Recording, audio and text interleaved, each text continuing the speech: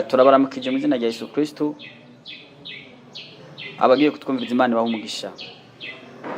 Ni mu ntumbero yo kubatumira mu gikorane cyateguwe n'ishengero rya Église de la Gloire de Dieu pour Jésus-Christ EJDJ Ansigle, kizoba ku magenekerezo ya 26 na 27 kizohora gitangura isaha 9.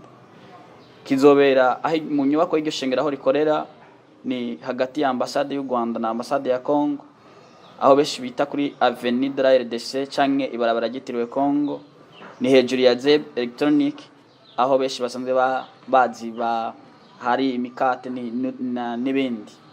Rero ico gikorane kizoremeshwa na Prophet Lionel Kwisera hamwe n'abandi. Hazo hari imigwi y'abaririmbyi. Ni gikorane citiriwe ugukira no kubohoka, twisunze ijambo riri muri Mark ibice 2 uhereye ku murongo wa 4 no wa 5.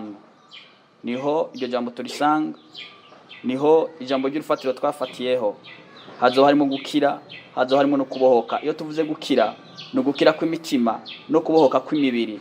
Umutima wawe ubohoka biciye mu buryo bw'ijambo, n'ijambo rikiza umutima wawe, no kubohoka mu buryo bw'ibitangaza biciye mu ngabire Imana yashize mu bakozi bayo, ingabire zidasanzwe igena itanga mu bana b'Imana. Turasenge tuzi ko ari ama ministeri menshi akora za deliverance, ma miracle, guérison, prophétie n'ibindi byinshi. Muzobisangaho, murahawe ikaze, muratumiwe. Imana ibahezagire cyane, murakoze.